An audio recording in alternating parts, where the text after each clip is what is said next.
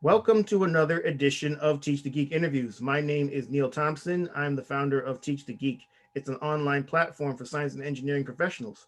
The first offering of the platform is a online public speaking course called Teach the Geek to Speak.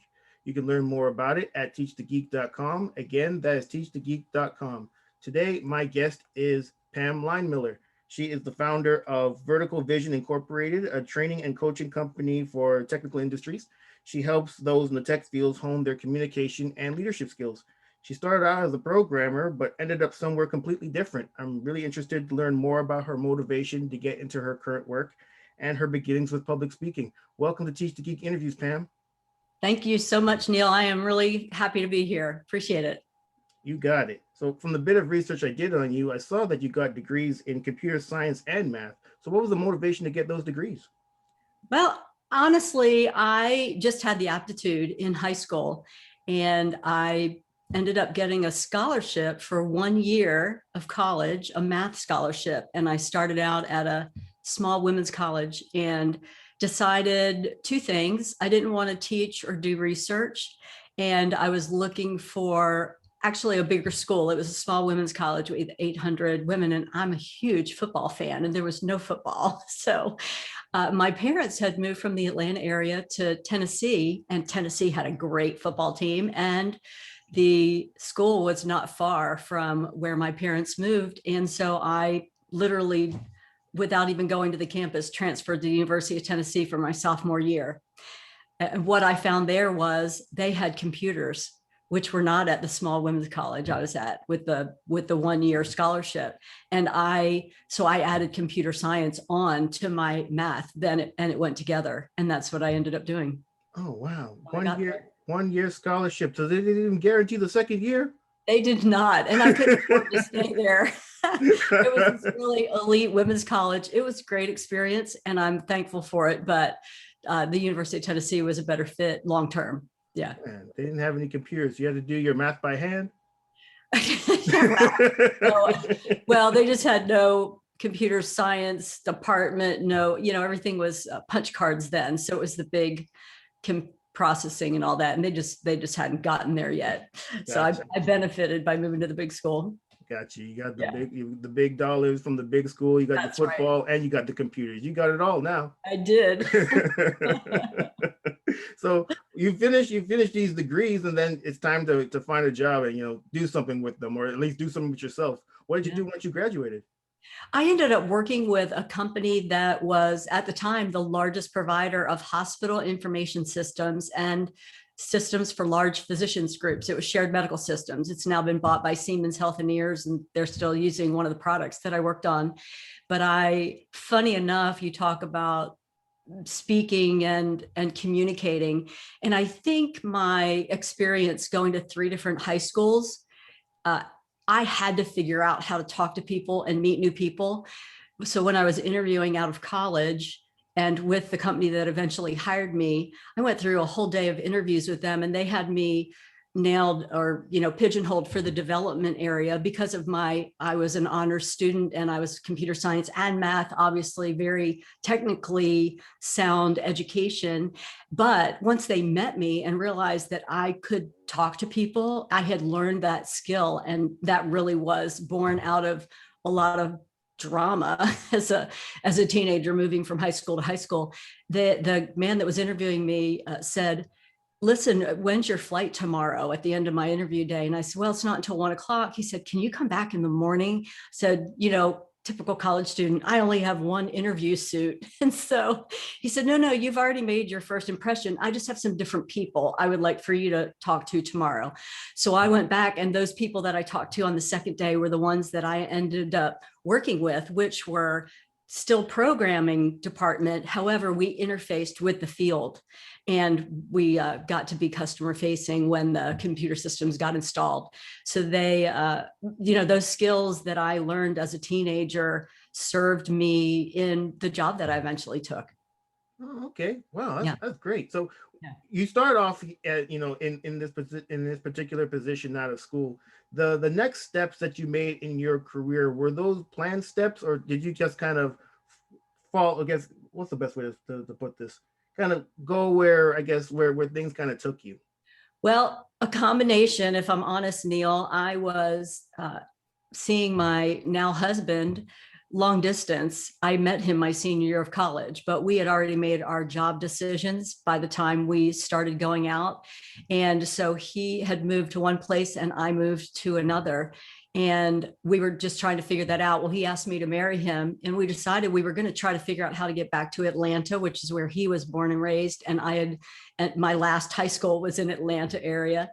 And so we were kind of on that planning, trying to figure that out. It took us 18 months of being engaged, but what happened was I was able to move with my current company and get a position in the field office with that company. So the people that did the training and installation work with the hospitals on site. So I transitioned out of the programming role, and my next role was as an installation person, where I actually helped the hospital implement the systems that I had been programming. So it was a logical step, but it was really personally driven. The next 3 steps, while I was still in the corporate world, they kind of came out of my skill set. As a programmer, we were getting into more and more complicated systems, and the salespeople didn't really understand those systems. And I could bring to the table, that knowledge, the background of how they would work. So for instance, we were selling some IBM mainframe systems, which are much more complicated, had a lot of user tools. They weren't like turnkey systems, which had been out in that market. And so I got a lot of work doing marketing support. They would pull me from my installation training job and say, we need you to go on this sales call with the sales guy, because he didn't know how to talk about what the system could do. And I would do the demonstrations for the company, for the client, and represent the company that way. And then the sales guy would be doing all of his sales stuff, but I would be the one answering the technical questions and serving as a bridge there. So we presented a unified front, and that marketing support role was really great. And then they needed an account executive for these sites that they had sold this more sophisticated system to. And the current account executives didn't know how to serve these clients, because they'd always had the very much more simple turnkey systems. And so I got promoted to an account executive, which meant I was the representative for that client, interfacing with my company, but I also had a sales quota. Hence my experience with doing sales work add-on. I had a large quota then. It was in the early 90s, and it was $1.25 million. And I made it that year that I had that job. I had it for 2 years, but the one full year that I had a quota to do. So that was my progression. It was a logical progression, but I will say that my soft skills, they improved so much over that time because I was able to exercise them. And I think that's an important message for your technical audience, is you can't just learn how to speak, how to interface with people out of a book. You need to actually do it and try it on and practice and utilize your skills in order to get better. Yeah, absolutely. Your progression made me think about some of the other female engineers that I've spoken to on the podcast. And it got me thinking also about a term called the leaky pipeline, where women that are more likely to leave these more technical fields more so than men. And I was curious, based on your own progression, you started off in a more technical role, but as time went on, the role became, I guess, less and less technical. And so is there any, and obviously the roles that you took, these are roles that you must have wanted at some point. You wouldn't have taken them if you hadn't, but is there anything that could have been done to keep you in a more technical role? And if so, what? Well, my move from corporate headquarters with my company kind of took me out of the trajectory of the technical role career progression, because all of their technical roles, programming and all of that was at headquarters in Pennsylvania. And when I, for personal reasons, wanted to move to Atlanta, if I stayed with that company, my only options were to get less technical, so to speak. There were no programming functions. in there. Now, I was the best RFP completer there was because I knew the systems inside and out. Literally, I had worked them. But I think so it kind of grew out of my personal move. That said, there was a huge competitor that was in Atlanta, and I have a good friend still today that I worked with at headquarters initially that made the leap. He left the company I was with and he moved to the competitor, and he played out his career there, and he was also in a technical role and was able to utilize that. So that would have been my other option, was to change companies. But honestly, I really enjoyed what I was doing. And had I thought about it a little bit more, I mean, today, I think women in tech, I mean, I was a woman in tech before anybody was paying attention to any of that. That account executive role, I was the first female account executive in the Southeast. There hadn't been any. It was, I'm in Georgia. It was the good old boy network. Everybody knew everybody. The sales guys had been in their job for 20 years. And, it was, that's the structure. So I was kind of the new kid on the block, and a lot different from the other kids that had been on the block all that time. So if I wanted to stay technical, I could have moved to another headquarters, but typically all of that was centralized then. Now everything is much more decentralized, and you can have technical roles from, very remote locations, but that was not the case back then. We didn't have the technology to be able to pull that off. Gotcha. Yeah. So the other female engineers that I've interviewed or spoken with, whenever I asked them the question if they had left their technical roles for other roles, I've always been curious as to why. But at least from the ones that I've spoken to, obviously it's a small sample size, they left because there was something else that they were interested in doing, and it really had nothing to do with the role that they were in. But I'm always curious to hear these kind of stories as to why people make the moves that they do, and also that whole idea of this leaky pipeline, what really is, I guess, the causes of it. But it sounds like for you, it was more a kind of a situational thing. You moved to a different part of the country where there wasn't as much technical, I guess, roles at the company you were at, so you took what was available. Right, in the location that I wanted, because I was able to stay with my company, and that was a benefit then. I wanted to do that because I did like working with them. Gotcha. And that's why I did that. Yeah. Understand. And then eventually you start your business, Vertical Vision Incorporated. What was the motivation to start that? I had taken some time off to raise my family and wanted to get back into the workforce. I'd done a lot of volunteer work and utilized my skills in that and really enjoyed it, but I wanted to be productive and, participate. At that point, I didn't necessarily want a job, 9-to-5 situation. I, was really creative in my thought process of how I wanted to approach that. And I knew another lady who was doing work with highly intellectual people, which kind of fits the profile of the people I like to work with. And it's in the medical field, working with physicians and teaching them communication skills and facilitation skills, that kind of thing. And it was all on contract, which was very appealing to me, so that I could kind of do that. As contracts came up, the company would call me and say, I've got this job available on this date. Are you available? We'd like for you to fulfill this contract. And that was really the best of both worlds for me. So I could kind of the business was, being an independent communications contractor. And I loved it because a lot of times and these were very smart people, physicians mostly was the client of that particular company. And not unlike technically oriented people, you are often the smartest person in the room. And the challenge there is then you think everyone understands everything you're saying, and you just talk at your level, and you really have to, that's not true. You have to figure out how to make what you want to say consumable by your audience and understandable by them, and figure out, why they are going to benefit from hearing what you have to say, or what the benefit is in what you're saying to them. Kind of reorient. And that's how I started Vertical Vision.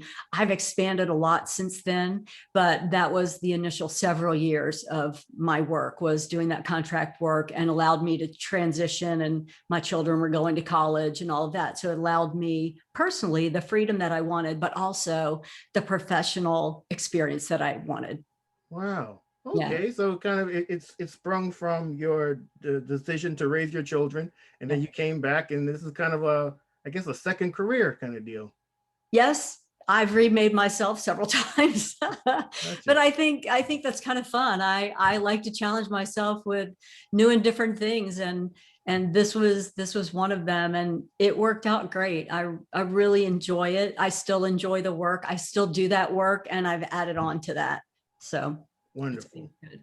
Excellent. So obviously, I like to talk to people about public speaking. So when it came to public speaking for you, is that something you've always been good at, or did you have to get better at it? And if so, what'd you do to get better at it? I have not always been good at it, Neil. And I will say I'm so much better at it, but it's a constant renewal. I'm constantly trying to get better and improve my skills in certain areas. And I think that the way I started was you just have to be willing to be evaluated, evaluate yourself, have others evaluate you. And when I was going through with this company and training with them, that was a process of learning. I had a base level of skills, but I was teachable. And that was really the key thing. And I think that's our mindset that we have to have in order to improve in anything, is that you need to decide you're going to be teachable, and then seek out those that you respect in whatever you're trying to learn. In this case, public speaking, or I do it professionally. I get paid for speaking and for training, and working with all kinds of, as you said, technical industries, and others. But my sweet spot is with the smart people in the room. I'm not embarrassed to say that. I don't think that's a negative. I think that's a positive, because sometimes you have to figure out how to get what's in your brain out of your mouth in a way that's consumable. And it's really an iterative process. You get better and better as you go. And like I said, and because you've got training programs, it's not something that you just read in a book and decide, oh, I'm going to be better at speaking today. You have to do it and practice and evaluate yourself, and be open to hearing that constructive criticism from those who know what they're talking about. I want to say, not just anybody, because that'll get us all in trouble. But so for me, in answer to your question, it was that process of going through the training with the company that I was contracting with, to learn their methodology, and just improving so much in that, and then continual improvement. I still record myself. I hate it, just like all of us hate it, but I will record myself and watch it back and tweak and say, I don't like that I did that. Find myself saying, you get rid of saying, and then you say, so, and then now you say, it's just this process. And you just have to keep identifying, is it a new filler word, or have I actually gotten rid of those filler words? And all of us are going through that same process. I don't think anybody's ever, we don't arrive and all of a sudden, yes, they're a fabulous public speaker, professional speaker, everything's great. I think all of us have room for improvement. At least that's the attitude that I bring to my own skills. Yeah, I'm a big believer that practice makes progress, Pam. That's exactly right. There's always room That's for improvement, exactly for right. sure. So when Yeah. it comes to the public speaking that you do you have a process for putting your presentations together? And if so, what is it? I do. I first think about my audience and what it is. And you've probably heard this before. Where are they now? What are they thinking and doing and feeling? And after my talk, if it's a talk rather than a training, after my talk, what do I want them to be thinking, feeling, or doing at the end? It applies to training as well. But when I think a lot more your audience might be developing a talk where they're going to be speaking to a group. So that's why I'm using that example. And then I figure out, okay, what are the key points that I need to make that are going to get them from where they are now to where I want them to be? And I break that down kind of like you create like an outline. And then what are the supporting elements of those points? And you figure out a logical flow and maybe the examples that you want to give. People respond really well if you can make a point couched in a story of some sort or an example of some sort, and help them to visualize what it is. If you're talking to, maybe you're in sales and you're talking to a potential client, if you can use an example of another client that's similar to them, and here's what they experienced, they can visualize that and actually step in the shoes of that other client to say, oh yeah, well, I would like to have those results as well. In other words, you want to get their buy-in and get them to actually be in the story with you. And I think that helps. Whatever example it might be, it could be depending on what your environment is, who your audience is, what their paradigm is, what are they most concerned about, and really hit those items. I think a mistake that I made early on, as I was that account executive and I was in my late 20s, I had a lot of responsibility at a young age. And I think there are a lot of people that fall into that category today. Younger and younger, our people are just really creative, and they're involved in these situations. I went in and did a sales presentation for an add-on component to our system, part of my quota that I was trying to reach. And I just went through all the detail of what the system did and how it did it and how great it was and all of that. And I walked out of that presentation. I just felt like I nailed it. I felt like I did a great job. And I told them all, everything I knew practically about what the system did. The problem, Neil, was my audience was C-level executives at a big hospital system. They didn't really care anything about the nuts and bolts of how anything worked. They cared about, well, how is this going to affect my, patient care in the hospital, or my patient satisfaction, or how many hours my nurses are going to have to work extra to, put in the information into this system, like how those kind of things. And I did not make that sale. I totally missed it. But that was a great learning experience for me. Exactly answering the question that you're asking. I needed to orient my presentation to my audience and think about what was important to them, and not just everything I knew, because I knew a lot and most of your audience knows a lot, but that doesn't mean you need to tell it all. Yeah, sometimes less is more. Yeah, you're absolutely right about that, Pam. You don't, yes, especially for people that don't have the same technical expertise as you do. You don't want to have a big, I guess, technical dump on them. Exactly. Because yes. they're not going to take in all of it, for sure. Haven't we all made that mistake where that's where our comfort zone is, right? We are so comfortable with all that detail, with all the technical, and even financial people, I find, like CFOs that I've worked with, they might go in and give a report to the CEO, for example, and they start out at the top of the report. This department, here was the numbers for last month, and then this department, here it is. You know what? The CEO wants you to start at the very bottom of the report. What's my net number? What happened last month?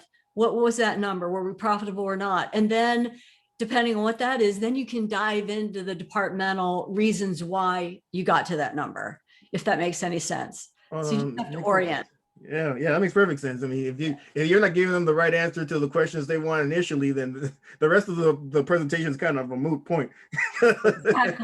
Exactly. But that's how you, as a technical person, anybody listening to this podcast, can be really seen in a more strategic way, and not just the technical geek or the supplier of details. If you can come up out of that information into like the business case, or what's important to the next level of management above you, if you can help supply that, you'll provide just more value to your organization. You'll be a more valuable employee to your organization if you can just learn that skill.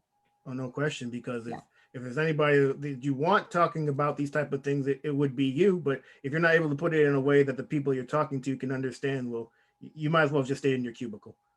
That's right. And it's all, for me, it's all about clarity. Yeah. It's all about being clear about the information and that bottom line, and then you know how you got there. But you know what? The manager above you might not care about all the how you got there. They need the bottom line first, and then they'll ask for the information that they need. A lot of times we try to dump it all at one time, and that's not what they want. No, absolutely not. So Yeah. also, when it comes to the speaking, do you ever get nervous before presentations? And if so, how do you deal with your nerves? Of course I do. Don't we all? And I used to frame it, I say, you're going to get butterflies, but it's about getting them to fly in formation. And all of us make that mistake as we're preparing for a presentation. If you hear the I, what am I going to wear? What am I going to say? I'm nervous. You need to take your eyes off of yourself and put it on your audience. What does my audience need to know? How am I going to come across to them? What do they need to figure out? And if you put your eyes on your audience, it takes a lot less pressure off of you. As long as you're worried about every little detail about how you move, what you say, all of that, you're so self-focused and it makes you more nervous. If you can think about your audience more, it really helps to diffuse that. On a practical point though, Neil, just the physiology of it, when your heart starts racing a little bit and you start to get a little short of breath, if you just take some nice deep breaths, literally long inhale and a long exhale several times, your physiology calms down. It really helps. And just take a minute to focus and do that. And then walk out there confidently. You're going to be nervous when you step out on stage, but if you can wear the good presentation skills you should be wearing, I call it wearing, have that confidence, make that eye contact, use normal gestures, just show the posturing of being confident. They'll think you're confident. You could be falling apart inside, but your audience will say, oh, look, she's all cool, calm, and collected up there. And they'll think you're much more confident than you are if you can just learn how to, all the skills that I'm sure are in your class about your speech and your pacing and making eye contact and gestures, all those kind of things. Yeah, you're absolutely right about that, Pam. I really like your point about not being so focused and focusing more on your audience to dissipate any kind of nervousness you have. That's a great point. That's definitely something that I'll take away from our conversation. It's been really great speaking with you, Pam. How can people get in touch with you? Thanks, Neil. People can find me at PamLeinmiller.com. That's Pam, LeinMiller.com. And I'm on LinkedIn. Check me out there, Facebook. But LinkedIn is really the place I like to stay the most. That's where most of my clients are. And Facebook's more social. So LinkedIn's the place to find me.